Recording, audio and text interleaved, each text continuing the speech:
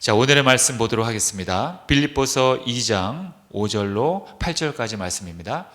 너희 안에 이 마음을 품으라. 곧 그리스도 예수의 마음이니 그는 근본 하나님의 본체시나 하나님과 동등됨을 취할 것으로 여기지 아니하시고 오히려 자기를 비워 종의 형체를 가지사 사람들과 같이 되셨고 사람의 모양으로 나타나사 자기를 낮추시고 죽기까지 복종하셨으니 곧 십자가에 죽으심이라. 아멘. 의외로 많은 그리스도인들이요, 자기 마음을 사실 지키지 않습니다. 자기의 마음을 그냥 내버려 두고 살아갑니다. 악한 생각이 들어오면 그냥 들어오는 대로, 교만한 생각이 들어오면 그냥 들어오는 대로, 또 게으른 생각이 들어오면 그냥 들어오는 대로, 또 상처가 우리의 마음 가운데 들어오면 그냥 들어오는 대로, 그거를 그냥 그대로 내버려 둡니다. 그냥 방치한다는 거예요. 그냥 들어오는 대로 본능에 따라 살아간다는 것입니다. 그리고 그러한 분들은 이렇게 말을 합니다. 사람의 마음은 악한 본성 때문에 어쩔 수가 없는 것이라고 얘기합니다. 그리고 하나님이 어차피 다 알아서 나를 어떻게 해줄 거라고 그렇게 생각합니다. 그러나 사실 그런 것은 성경에는 그런 말이 없습니다. 잘못된 생각입니다. 하나님은 분명히 우리에게 마음을 그냥 내버려 두라고 하신 적이 없습니다. 항상 하나님께서는 우리의 마음을 단단히 지키라고 말씀하셨어요. 이것은 모든 그리스도인들에게 하나님이 우리에게 주신 위대한 명령입니다. 사명입니다. 성경 곳곳에 그러한 말씀들이 참 많이 나와 있지만 우리가 다 알고 있는 말씀이죠. 대표적으로 잠언서 4장 23절을 보면, 자, 시작. 모든 지킬 만한 것 중에 더욱 네 마음을 지키라. 생명의 근원이 이에서 남이니라. 자, 이렇게 우리의 생명의 근원까지 마음을 잘 지킨 데서 나온다고 하신다는 거예요. 여기서 생명이라는 것은 사람의 어떤 그 생물학적인 수명을 말하기보다는 우리가 하나님의 뜻대로 사는 그 삶을 의미합니다. 다시 말하면 하나님의 뜻대로 사는 삶을 가능하게 하는 그 근원이 바로 마음을 잘 지키는 데 있다는 거예요. 아주 중요한 부분입니다. 그래서 하나님은 우리의 마음을 통해서 믿음이 들어오게 하시고 또 우리의 마음을 통해서 우리가 거룩하게 살 수 있도록 우리를 지켜주신다는 거예요. 즉 우리의 마음을 구원과 거룩의 통로로 삼는다는 거예요. 아주 중요한 부분입니다. 자, 로마서 10장 9절로 10절까지 말씀을 한번 볼까요? 자, 시작. 네가 만일 내 입으로 예수를 주로 시인하며 또 하나님께서 그를 죽은 자 가운데서 살리신 것을 네 마음에 믿으면 구원을 받으리라. 사람이 마음에 믿어 의에 이르고 입으로 시인하여 구원에 이르느니라. 분명히 하나님은 우리의 마음이라고 했어요. 또 야고보서 4장 8절 시작. 하나님을 가까이 하라. 그리하면 너희를 가까이 하시리라. 죄인들아 손을 깨끗이 하라. 두 마음을 품은 자들아 마음을 성결하게 하라. 이렇게 우리 인간의 마음은요, 우리가 새로운 사람으로 변화되는 통로가 된다는 것입니다. 그래서 하나님은 우리에게 그 마음을 잘 지키라고 하셨던 거예요. 하나님은 우리의 마음을 통해서 자꾸 이렇게 역사를 하시기 때문에 그런 거예요. 그렇기 때문에 우리는 마음을 잘 지켜야 할 책임, 사명이 있는 것입니다. 그냥 내버려 두면 안 된다는 거예요. 자, 그렇다면 우리는 어떻게 해야 우리의 마음을 하나님이 원하시는 그 뜻대로 잘 지킬 수 있을까요? 자, 첫 번째 따라 고백합니다. 시작. 나의 마음을 하나님의 사랑 속에 고정시켜야 합니다. 여러분, 우리가 사랑하는 사람이 생기면 우리는 하루 종일 그 사람을 생각하고 내 마음을 그 사람에게 빼앗깁니다. 그런데 신앙도 마찬가지예요. 우리도 온 힘을 다해서 우리의 마음을 사랑하는 마음으로 하나님한테 뺏겨야 한다는 거예요. 그런데 어떤 사람들은 그게 뭐 말이 쉽지, 그게 쉽게 되느냐, 이렇게 말하는 분들이 있어요. 그러나 저는 그런 분들께 이렇게 말씀드리고 싶습니다. 우리의 죄악된 본능은 물론 절대로 하나님을 사랑할 수가 없습니다. 우리의 본능은 저절로 하나님을 자꾸 저항하게끔 되어 있어요. 그러나 그럼에도 불구하고 우리가 하나님을 사랑할 수 있는 그 이유가 있습니다. 그것은 우리가 하나님을 사랑하는 것이 아니라 먼저 하나님께서 우리의 그러한 상태를 알고 있다는 거예요. 우리가 하나님을 사랑할 수 없다는 사실을 익히 하나님이 알고 있다는 것입니다. 그래서 하나님은 우리가 하나님을 먼저 사랑에 앞서 우리를 먼저 선택하시고 우리를 먼저 사랑하기로 하나님이 결정하셨다는 거예요. 요한일서 4장 10절 보겠습니다. 시작. 사랑은 여기 있으니 우리가 하나님을 사랑한 것이 아니요 하나님이 우리를 사랑하사 우리 죄를 속하기 위하여 화목제물로 그 아들을 보내셨음이라. 이것이 바로 하나님의 그 크신 사랑입니다. 우리는 우리의 죄성 때문에 하나님을 사랑할 수가 없어요. 그런데 이러한 상태를 하나님은 아시고 하나님이 먼저 우리를 사랑하셔서 우리에게 독생자 예수를 보내주셨다는 사실입니다. 그러므로 우리는 이러한 하나님의 그 크신 사랑을 깨닫고 그 사랑에 붙잡혀 하나님을 믿을 수밖에 없다는 거예요. 그런데 일부의 그리스도인들은 아직까지도 이것을 깨닫지 못하는 분들이 가끔 있습니다. 또는 깨달았다 할지라도 시간이 지나면서 이게 무뎌지는 거예요. 매너리즘에 자꾸 빠지는 거예요. 감동과 감격이 사라지는 것입니다. 그래서 자기의 마음을 하나님께 두는 것이 아니라 자꾸 하나님이 아닌 다른 것에 마음을 쏟는 거예요. 그래서 그러한 사람들은 하나님으로부터 나오는 그 생수를 공급받지 못하는 거예요. 그래서 예배를 드려도 항상 형식적으로 예배를 드리고 또 예배를 나와도 또는 헌신을 한다고 해도 하나님을 사랑하는 마음에서 출발해야 하는데 그것이 아니라 그냥 의무감이에요. 의무감으로 그냥 하거나 아니면 습관적으로 하거나 어떤 율법적인 어떤 꼭 해야만 하는 하기 싫어도 어쩔 수 없이 그냥 의무감에 한다는 것입니다. 그러나 하나님은 그러한 사람들이 행하는 어떤 봉사나 헌신이나 예배나 찬양이나 헌금은 받지 않으십니다. 마음에도 없는 예배와 찬양은 안 받으신다는 거예요. 하나님이 우리에게 원하시는 건 그러한 형식적인 눈에 보이는 것보다 먼저 마음의 중심을 받으신다는 것입니다. 우리의 중심, 즉 마음의 동기를 먼저 보시고 아주 그것을 감찰하시고 꿰뚫어 보신다는 거예요. 아주 유명한 말씀이 있죠. 사무엘상 16장 7절. 자, 시작. 내가 보는 것은 사람과 같이 아니하니 사람은 외모를 보거니와 나 야훼는 중심을 보느니라. 많은 사람이 주님을 위해 예배와 헌신을 드리지만 그 동기를 살펴보면 자기를 위해서 하는 경우가 있다는 거예요. 하나님을 위해서 살겠노라고 하지만 사실 자기를 위해서 하는 사람들이 덜어 있다는 것입니다. 이런 사람들의 동기는 즉 그 중심은 주님이 아니라 자기 자신이라는 거예요. 따라서 이러한 사람들은 하나님의 마음에 합한 사람들이 아니라는 것입니다. 왜냐하면 사랑의 동기로 움직여지는 것이 아니기 때문에 그래요. 그래서 사도 바울도 만약 우리에게 하나님을 향한 그 사랑이 없다면 우리가 갖고 있는 믿음, 우리가 갖고 있는 능력 그런 것조차도 무의미한 것이다. 이렇게 성경을 통해 우리에게 가르쳐 주셨습니다. 유명한 말씀이죠. 사랑장이라고 보통 얘기하죠. 고린도전서 13장 1절로 3절까지만 한번 보겠습니다. 시작.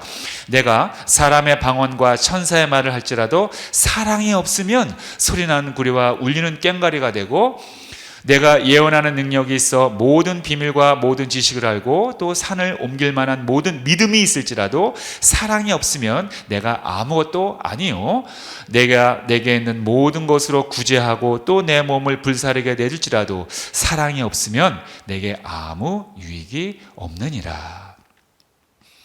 우리가 그렇게 원하는 믿음, 우리가 그렇게 원하는 능력도 이 사랑이 없다면 아무런 의미가 없는 거라는 거예요. 그런데 일부의 성도님들은 이렇게 이야기합니다. 내가 처한 그 환경과 조건을 탓합니다. 내가 세상적으로 먼저 성공하고 부자가 되면 그때 내가 하나님을 섬기고 그때 내가 하나님을 사랑하겠습니다. 또는 나의 건강이 회복되면, 내가 몸이 다 회복이 되면 그때 내가 하나님을 찾고 섬기고 예배를 드리겠습니다. 또는 지금은 내가 이 환난과 고통이 다 지나가고 내가 다 안정이 되면 그때 내가 하나님을 사랑하고 섬기고 예배를 드리고 헌신하겠습니다. 코로나가 완전히 종식되면 그때 교회 나오고 봉사하고 하나님을 예배하고 찾고 사랑하겠습니다. 이렇게 말하는 사람들이 의외로 많습니다. 그러나 사랑하는 성도 여러분, 분명히 우리가 깨달아야 할 중요한 성경의 원리가 있습니다. 하나님께서 여러분들에게 마음을 달라고 요구하실 때는요, 바로 지금의 환경 속에서 부르고 계시는 것입니다. 그걸 우리가 빨리 깨달아야 돼요. 현재 지금 이 상황에서 내가 하나님을 찾지 않는다면 그 어떤 좋은 환경이 와도 그건 똑같습니다. 그걸 우리가 알아야 돼요. 하나님은 우리의 환경에 따라서 우리의 헌신과 우리의 예배와 우리의 마음을 요구하는 게 아니에요. 우리의 신앙은 마음으로부터 출발하는 것입니다. 하나님이 보시는 게 바로 그거예요. 환경에서 나오는 것이 아니라는 것입니다. 우리의 마음을 하나님께 고정했다면 그 어떤 환경도 우리는 핑계가 될 수 없습니다. 환경을 떠나서 하나님을 바라보며 믿는 것, 이것이 진짜 신앙입니다. 이것이 또 하나님이 원하시는 신앙이고 성경이 우리에게 가르쳐주는 진짜 신앙이라는 거예요. 여러분들 주위에 새가족, 새신자분들이 그런 분들이 있어요. 교회에 나와도 뭐 잘 되는 일이 없네요. 이러고 교회를 떠나가거나 교회를 비방하는 분들이 가끔 있습니다. 참 그런 소리를 많이 듣습니다. 특히 새신자분들한테, 또는 믿음이 좀 무뎌진 오래된 성도님들한테도 마찬가지예요. 이렇게 환경에 따라서 평가한다는 것입니다, 하나님을. 그러나 그것은 하나님이 우리에게 요구하시는 진짜 신앙이 될 수 없다는 것입니다. 비록 우리의 환경이 어려울 때가 있다 할지라도 우리는 그것을 초월할 수 있는 근거가 있습니다. 그것은 이미 우리는 하나님의 넘치는 사랑을 받은 사람들이라는 거예요.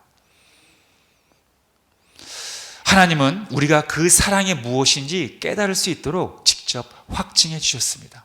그럼 도대체 그게 무엇일까요? 그게 바로 십자가입니다. 하나님 사랑의 위대함은 우리가 아직도 죄인 되었을 때 그 아들을 이 세상에 보내셔서 우리를 대신해서 십자가를 지게 하신 사건이라는 거예요. 우리가 마지막 그날까지 잊지 말아야 할 그러한 아주 중요한 복음의 핵심적인 내용이 있다면 그게 바로 십자가에 대한 진리, 그 한 가지뿐입니다. 자, 로마서 5장 8절. 자, 시작. 우리가 아직 죄인 되었을 때 그리스도께서 우리를 위하여 죽으심으로 하나님께서 우리에 대한 자기의 사랑을 확증하셨느니라. 하나님 사랑의 결정체는 바로 십자가입니다. 하나님은요, 저와 여러분들을 죽기까지 사랑하셨습니다. 그것이 바로 하나님께서 존재하시는 이유입니다. 하나님이 살아계시는 이유 뭐냐? 우리를 사랑하기 위해서 하나님은 숨쉬고 계시는 거예요. 그게 하나님의 존재의 이유, 하나님의 존재의 목적입니다. 그러므로 우리의 마음은 이 십자가의 은혜 속에 단단히 고정하지 않으면 역시 우리는 세파에 휘둘리고 내 감정에 휘둘리고 내 자존심에 휘둘리고 내 환경의 잘됨과 못됨의 여부에 따라서 신앙을 결정하는 그런 어리석은 신앙생활을 할 수밖에 없다는 거예요. 하나님은 우리를 죽기까지 사랑하셨는데, 또 하나님의 그 존재하는 이유가 우리 때문에 존재하는데, 우리를 사랑하기 위해서 하나님은 존재하는데, 그런 것을 우리가 깨닫지 못하고 살아간다면 그건 안 된다는 거예요. 부디 여러분들의 마음을 이렇게 십자가에 고정하셔서 마지막 그날까지 여러분들의 마음을 흔들리지 않기를 주님의 이름으로 축복합니다. 자, 두 번째로, 그럼 우리가 어떻게 하면 두 번째로 우리의 마음을 지킬 수 있겠습니까? 자, 오늘의 본문이었죠. 자, 시작. 예수의 마음을 품어야 합니다. 자, 오늘의 본문 빌립보서 2장 5절을 다시 보겠습니다. 시작. 너희 안에 이 마음을 품으라. 곧 그리스도 예수의 마음이니. 성경은 우리에게 이 마음을 품으라고 하면서 단도직입적으로 그 마음은 예수의 마음이라고 오늘 성경은 선포합니다. 자, 그렇다면 예수님의 마음이란 여러분 무엇일까요? 다행히도 성경에 친절히 나와 있습니다. 주님의 마음은 크게 두 가지로 말할 수 있습니다. 그 첫 번째가 바로 종의 마음입니다. 종의 마음. 자, 오늘의 본문에 나옵니다. 오늘 읽었던 본문 6절과 7절을 다시 읽겠습니다. 화면을 보시면서 자, 시작. 그는 근본 하나님의 본체시나 하나님과 동등됨을 취할 것으로 여기지 아니하시고 오히려 자기를 비워 종의 형체를 가지사 사람들과 같이 되셨다. 예. 자, 이 긴 말씀을 그냥 짧게 한마디로 얘기하면 하나님이 인간이 되셨다는 거예요. 천지를 창조하시고 인간을 만드신 하나님께서 그 창조주가 자기가 만든 피조물인 인간이 되었다는 것입니다. 여러분, 우리는 알다시피 우리 사람은, 인간은요, 이 시공간의 제한을 받아야만 합니다. 그리고 고통을 느껴야만 합니다. 그리고 결국 죽어야만 하는 게 우리 사람입니다. 인간입니다. 그런데 하나님의 독생자 예수님은 하나님과의 그 동등됨을 포기하시고 종의 모습처럼 이 땅에 오셨다는 거예요. 그렇기 때문에 육체로 오셨기 때문에 우리랑 똑같이 시공간의 제한을 받습니다. 고통도 받습니다. 그리고 결국 죽어야만 한다는 거예요. 이렇게 낮아지신 거예요. 종이 된 것입니다. 이것이 바로 주님의 마음이었습니다. 그런데 반면에 우리는 자꾸 높아지려는 습성이 있어요. 누구나 높아지고 자기를 드러내려고 합니다. 그렇게 따진다면 정말 하나님의 아들 예수님은 그야말로 이 세상에서 가장 비참한 분이시고 가장 바보스럽고 가장 미련스러운 분일 거예요. 그러나 하나님의 섭리는 그러한 우리의 생각과는 전혀 다릅니다. 하나님은 우리와는 다르게 미련하고 약한 자들을 사용해서 우리를 부끄럽게 하신다고 말씀하셨어요. 고린도전서 1장 27절로 29절까지 한번 보겠습니다. 시작. 그러나 하나님께서 세상에 미련한 것들을 택하사 지혜 있는 자들을 부끄럽게 하려 하시고 세상에 약한 것들을 택하사 강한 것들을 부끄럽게 하려 하시며 하나님께서 세상에 천한 것들과 멸시받는 것들과 없는 것들을 택하사 있는 것들을 폐하려 하시나니 이는 아무 육체도 하나님 앞에서 자랑하지 못하게 하려 하심이라. 하나님은 우리의 교만함을 아시고 그것을 깨트리기 위해서 우리를 부끄럽게 하십니다. 그런데 그 부끄럽게 하는 방법이 우리가 볼 때는 미련한 사람들, 약한 사람들, 천한 사람들, 멸시받는 사람들, 그러한 사람들을 하나님이 선택해서 사용하신다는 거예요.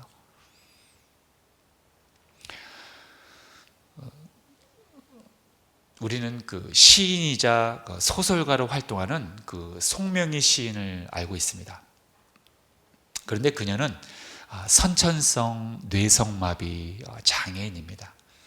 태어났을 때 그 의사의 실수로 인해서 장애인이 되었다고 합니다. 이 송명희 시인의 그 아름다운 작품이 참 많이 있지만 우리에게 친숙한 건 그 나라는 시입니다. 나. 이게 이제 우리는 보통 찬양으로 많이 불렸는데요. 그 나라는 시를 한번 보겠습니다. 제가 한번 읽어드릴게요. 나 가진 재물 없으나, 나 남이 가진 지식 없으나, 나 남이 가진 건강 있지 않으나, 나 남이 없는 것 있으니, 나 남이 못 본 것을 보았고, 나 남이 듣지 못한 음성을 들었고, 나 남이 받지 못한 사랑 받았고, 나 남이 없는 것 같게 하셨네. 공평하신 하나님이 나 남이 가진 것 나 없지만 공평하신 하나님이 나 남이 없는 것 같게 하셨네.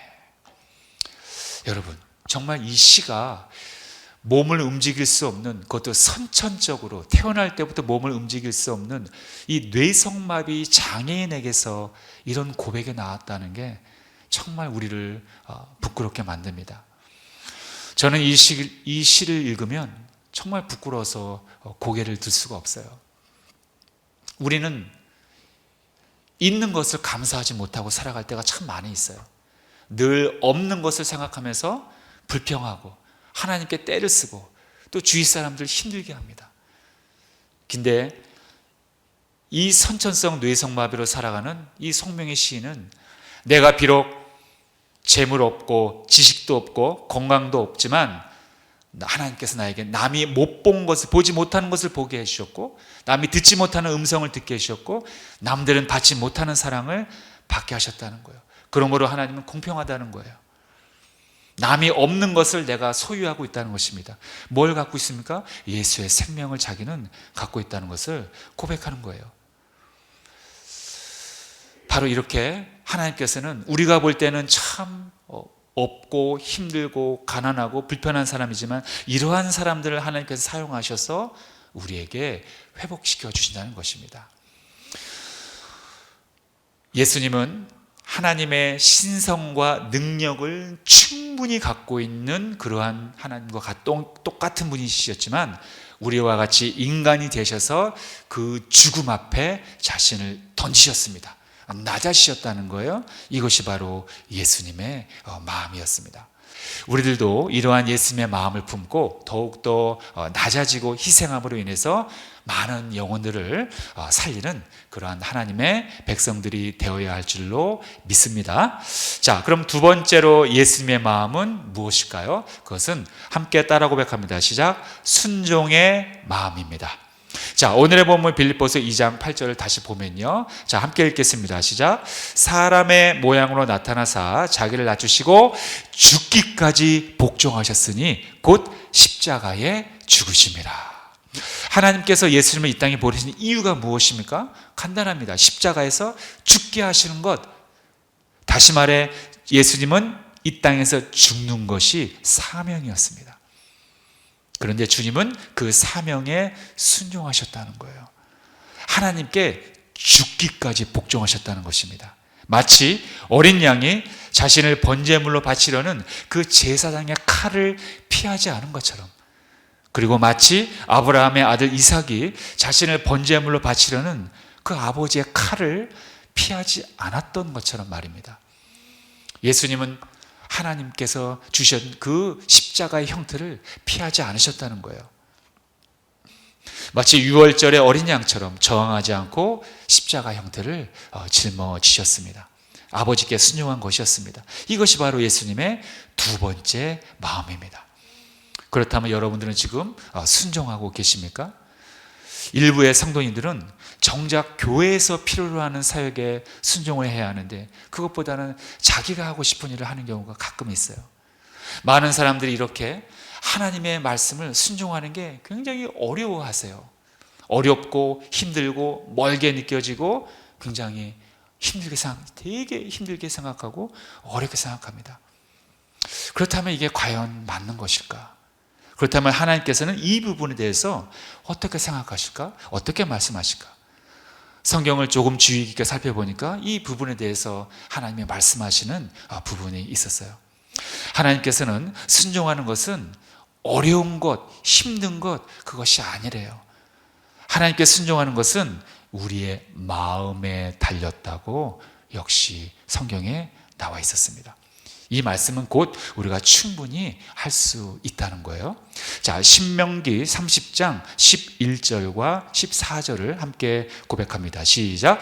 내가 오늘 네게 명령한 이 명령은 네게 어려운 것도 아니요 먼 것도 아니라 오직 그 말씀이 네게 매우 가까워서 내 입에 있으며 내 마음에 있은즉 네가 이를 행할 수 있느니라. 네. 이와 같이 순종은요, 하나님이 우리에게 주시는 순종은 제가 지지난 시간에도 말씀드렸지만 우리가 할 수 없는 걸 막 하나님의 강압적으로 억지로 우리에게 이끄시는 분이 아니에요. 충분히 우리가 할 수 있는 것만 하나님께서 우리에게 주신다는 거예요. 이와 같이 순종은 우리가 마음을 먹으면 충분히 할 수 있다는 것입니다. 반대로 얘기하면 우리가 지킬 수 없다고 그렇게 생각하고 그렇게 마음 먹으면 또 그게 지켜지지 않는 거예요. 그래서 마음이 굉장히 중요한 거예요. 그래서 하나님이 우리에게 자꾸 마음을 지켜라, 마음을 자꾸 단단히 지켜라, 이렇게 말씀하시는 것입니다. 그렇다면 여러분들은 어떤 것을 선택하시겠습니까? 하나님은 우리에게 충분히 하실 수 있는 것을 요구하십니다. 문제는 내가 그것을 거부하는 것입니다. 혹시 내가 손해보지 않을까? 내가 아프지는 않을까? 또는 내 자존심 때문에 또 여러 가지 이유를 만들어서 내 스스로 내 마음을 하나님 앞에서 닫아버리는 거예요. 그러나 우리는 알아야 할 부분이 있습니다. 예수님은 죽기까지 복종하셨다는 것, 그래서 하나님의 뜻을 이루셨다는 것을 우리는 꼭 깨달아야 합니다. 자, 예수님이 죽으셨어요? 그렇게 복종하셨어요? 결국 어떤 결과가 나왔습니까? 어떻게 결과가 났습니까? 저와 여러분들이 구원을 받은 거예요. 죄로부터 구원을 받았습니다. 사망으로부터 구원을 받았습니다. 영원한 벌, 지옥에서 구원을 받았다는 거예요. 이렇게 선한 열매가 나타나는 것입니다. 그러므로 이제는 우리도 그러한 주님의 마음, 예수님의 마음을 품으라고 오늘 본문은 말하고 있는 것입니다. 이제는 너희들이 그러한 예수님의 마음을 품어야 한다. 그래야 우리가 마지막에 온전한 완전한 구원이 이루어진다고 오늘 성경은 말씀하고 있는 것입니다. 이제부터는 여러분들이 혹시 흔들리는 마음이 있다면 이제부터는 예수님의 십자가의 그 사랑을 고정하시기 바랍니다.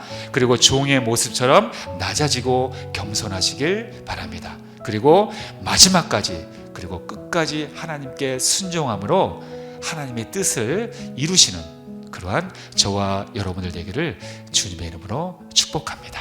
네, 기도하겠습니다.